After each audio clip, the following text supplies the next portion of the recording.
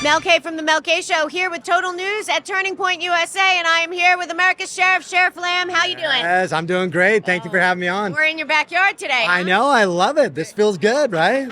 Yes. Our weather's awesome. What is it, 75 degrees? I know, you can't beat Arizona, No. and especially this area. And what is so crazy right now in America is that you are one of the sheriffs out there that people know as a constitutional sheriff, a sheriff that is fighting for this country, not just for Arizona, but the whole nation. So let's talk a little bit about where you think our country is, what you see going forward. People are very nervous about the next year. So what's your what? Well, they should be. Look, I'm not one of those people. I try to always be positive, upbeat, and I hope to end our interview on that. But we're in trouble. Yeah. We're in trouble as a country. I think that the border is much more of a severe of a problem than even the media is leading on. I think it is the number one threat to our national security. I mean, look no further than it being that fentanyl is now the leading cause of death amongst Americans between the ages of 18 and 45. Unbelievable. It is killing over 100,000 American civilians every year. That is a national security threat. Yeah. Not to mention the terrorist threats that exist now, which I think what happened in Israel and with Hamas in Israel really exposed our vulnerability as a country. And so, I'm concerned about what this year has, and I'm very concerned if we elect these same people back into office, this could be the end of our republic. I mean, it's that bad. It's true. And on my show a lot I talk about that you must get to know your sheriff. Sheriffs are elected first and foremost. Sheriffs also are our last line of defense, basically among the federal government coming into our states and violating our rights. It's the sheriff really that can help us. So let's talk a little bit about why you became a sheriff, when you became a sheriff, and what it means to be a sheriff. Because I don't think enough people in America understand how important sheriffs are. No, I don't think so either. When people hear me talk, they'll say, well, Sheriff, I can't believe you talk like that. You're the government. And I say, no, I'm not the government. You're our representative. I am the county sheriff. Right. My job is to protect you from the bad guys and from government overreach. Right. It is my duty to protect American citizens and really the people in my county from making sure that the government's not taking away those freedoms. And where you saw that was with COVID. Yes. Look, I saw it for what it was right from the beginning. And look, COVID was a problem, but it was not sufficient enough to take away our constitutional rights. And so I said, no, we're not doing the lockdowns in my county. Right. Then I said, we're not doing the mask mandates, and we're not doing the vaccine mandates. And the sheriff is the only one that can really stand up and do that. I know, and people do not know that. I keep saying to people, when they ask me what to do, I do a Q&A, I always say, do you know your sheriff? Yeah. Have you visited your sheriff? Now, here's another thing that a lot of people are very nervous. You're talking about the border. I've had on a lot of people that talk about, it's past the point of infiltration. It's straight up invasion. People coming through from Panama, from Venezuela. A lot of these people are getting passports out of the Middle East. They're going through Venezuela or Panama. They come here with a passport. You don't even know they're from the Middle East. They're coming here, and then they're going throughout the country. Yeah. And what's very scary is that people don't know that if something happened, right? Let's say whether it's an EMP attack or our grid went down or there was some kind of uprising or something with these with terrorists, whatever it is, the sheriff can really be the person that can protect the people the best. So I keep saying, go to your sheriff, because sheriffs should have a plan for if something goes down, because we have all these people out there that want to start militias, and I'm like, don't go starting something without having direction. So what are you telling people that want to know what to do? And that's great advice. And what we did when COVID came around is actually before COVID. We did it during after what we saw in Minnesota. Oh, great. We saw all the riots. Oh, right. And so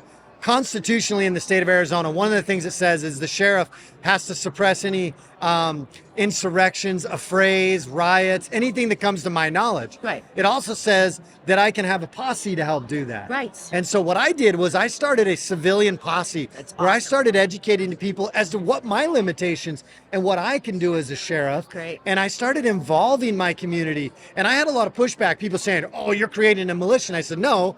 It says right here in the state constitution that I can do it. Exactly. And number two, wouldn't you want, if I have to call people up for a flood or a fire or anything, any catastrophe, would you not want them to know that, would you not want to know that at least your sheriff has spent a few minutes or a few hours educating these people as to what the Constitution is and how not to violate people's constitutional rights? And that is what we've done as a sheriff's office. And it brought our community closer together, and it gives them some sense of peace in a time of chaos. And community. I mean, the truth of the matter is that if something goes down, you want a sheriff to say, this is where you meet, this is what you do, these are the people in charge. And we do have a lot of people throughout this country, as it gets worse and worse, talking about the right to a militia. But we also have all these state constitutions. And I keep saying to everyone, read your state constitution. Right. That is where you can find the best information about what you really can do. But go to the sheriff and ask the sheriff. And if the sheriff doesn't have a plan where you are, ask him to have a plan and get people in the community together to make a plan. Because if something happens, I think the sheriff is where we need to go. Well, and the sheriff will be your last line of defense in this country. Yeah. Not just from the bad guys, but also from that government overreach we talked about. Yeah. And look, I'm very uncomfortable with what kind of push that we've seen from this administration. And actually, over the last couple decades, Yeah. the push that I've seen to really take away a lot of our freedoms. Yeah. Thomas Paine, one of the founding fathers, said it best. He said, the greatest tyrannies are always perpetrated in the name of the noblest causes. Exactly. They will tell you that it's good for you and good for society to lose some of your freedoms, but the reality is it's not worth it. You never give up your freedoms. That is part of being in America. That's what America was built on. And that's what our founding fathers sacrificed in their lives and their fortunes for. Yeah. Now, how much have you spoke a little bit before about Minneapolis? That would be the George Floyd kickoff of the BLM riots all over the country. But the truth of the matter is a lot's happened since then to police. And it's very devastating. I just had to leave New York. It got so bad. But the defund the police, all of those movements, what's going on has been terrible for this country and law and order. How hard has the defund the police movement and basically the Soros turning law and order upside down been on you as a sheriff and on law enforcement in general? Well, this started many years ago. It started with Obama, and it started with that administration, really undermining the rule of law. And now this administration has come in and really continued with that mission of undermining the rule of law and chipping away at the trust and the confidence that our society should have in the rule of law. What the defund the police did is there were agencies that did defund the police, and then they realized quickly that wasn't going to work. But there was a longer lasting effect. The longer lasting effect was on the people, the kids, the young people out there that would have chosen this line as this profession as a line of work. Instead, they said, I don't know if I'm going to do that. Yeah. And it's made guys that have been doing this job, and guys and girls that have been doing this job a long time, it's made them second guess whether they want to keep doing this job. And so that defund the police narrative has certainly had an impact on our profession. Yeah. In my county, we support our law enforcement. We are very involved in our community. And because of that, we have a good relationship and people want to come work for us. So important. But that's not the case everywhere, and that's what's sad. Now, let me ask you, do you, I'm sure you get together with other sheriffs around the country. Are there more sheriffs that are starting? It seems to me a lot of sheriffs, I've talked to many, don't really know the extent of the power that they have to protect the citizens from this overreach, because now we have this whole the FBI is putting out things like, I'm a domestic terrorist. Almost everyone I know is. Probably everyone at this event is in some, they put out the new they have this whole anti-government, anti-authority division and all of this. Where's the FBI's role in what's going on, and what does the sheriff do about that? Well, they've been asleep at the wheel. They've been too busy messing around with the American people.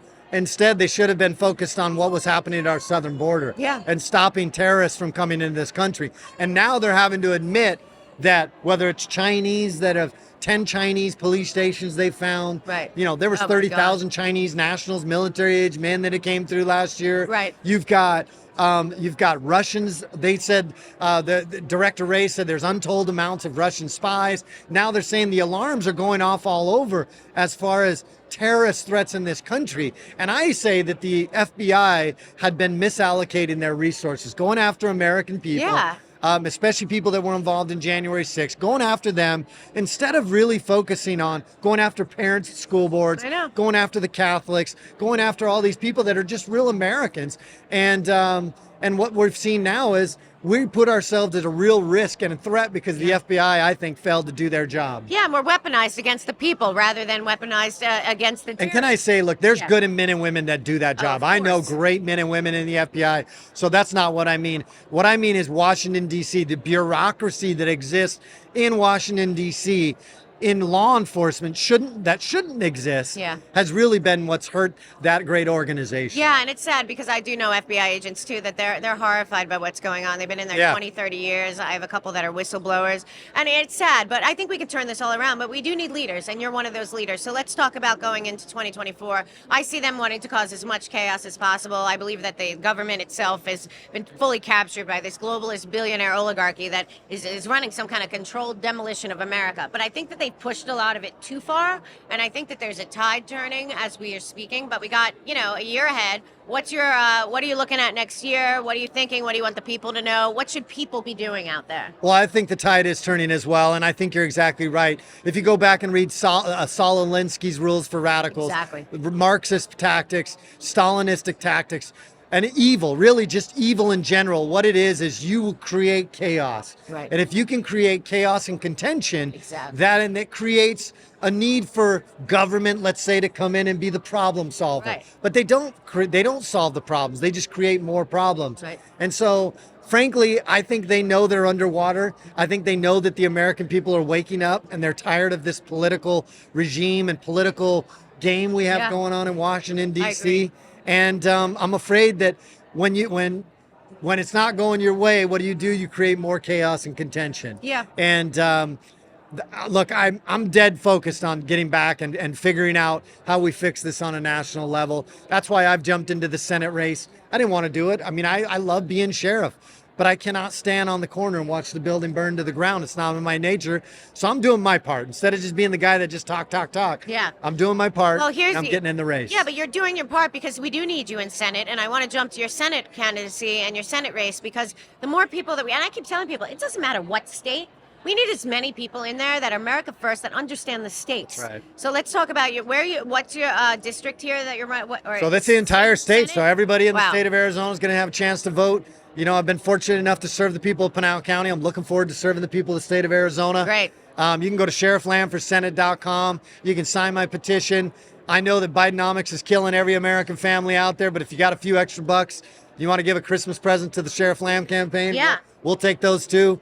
Also, volunteer. You can make phone calls. You can put signs out. Yep. There's so much you can do. And again, you don't have to be in Arizona. What we need is him in D.C. Because here's the other thing that I realized. A lot of the people that end up being politicians have no experience doing anything. That's right. And I just talked to Victor Avila, who was a border agent. There's other people. We need people that have experience, that have already succeeded in doing positive things for this nation in D.C. That's right. You don't need people that are there to be popular. Every time that they get in, they're just running again the minute they get there. And it's really important. So when you get to D.C., what are your top 3 priorities? Well, I think first and foremost, day one, we've got to secure our southern border. Yeah. I can't say that it's the greatest national threat and then not say that's the first thing that we're going to do. Exactly. We've got to restore our energy independence. We've got to get our economy back. Yeah. It takes energy to make products, to ship them, to sell them. Yep. And if it takes energy for all 3 of those things, it's going to cost us, the consumer, more money in the end.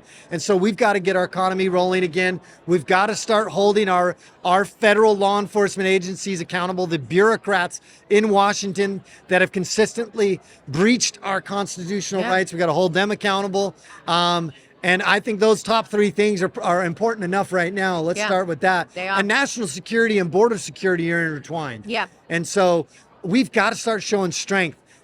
We've been weak. This administration is weak. Our friends don't respect us and our enemies don't fear us anymore. No. And we've got to get our strength back. And that starts by securing our southern border. Yeah, we need the American people to really understand the stakes because, as much as people, Trump and you the same, Carrie, as much as people say, I'm standing and they're not really after me, they're after you and I'm in the way. You know what? They're not really after America, they're after the world. And America right now is in the way. So we really have to take that personally and get some righteous indignation that we were born in this country and it's worth saving and our sovereignty matters. So thank you so much. Tell the audience again how they can support you, where the website is, and what they can do. And thank you for being a voice for freedom. But try. Go to sherifflandforsenate.com or sherifflamb.com. Either one will get you there. Sign the petition, volunteer, donate some money. And like she said, it doesn't matter if you live somewhere else. As a senator, I don't just vote for Arizona. My vote will affect all 50 states. And you're going to want to know that you have somebody that stands up for God, family, freedom, and the Constitution. And I'm a simple guy that wants to restore America to its original values. And I want to honor the sacrifice of so many valiant men and women who pledged their lives and their fortunes that we could be free. So well, please Sheriff come support me Lamb, there. you are a hero of mine, and guess what? You have stood up for the American people again and again and again, and we would be blessed to have you in D.C. So please Thank you. support Sheriff Lamb wherever you are. He's going to be part of that team. We know there's about 10 people in D.C. still working for us. We need him to be the 11th. Thank you so much, Thank sir. you. I really appreciate Thank it. you. You're Thank the you best. so much. Thanks.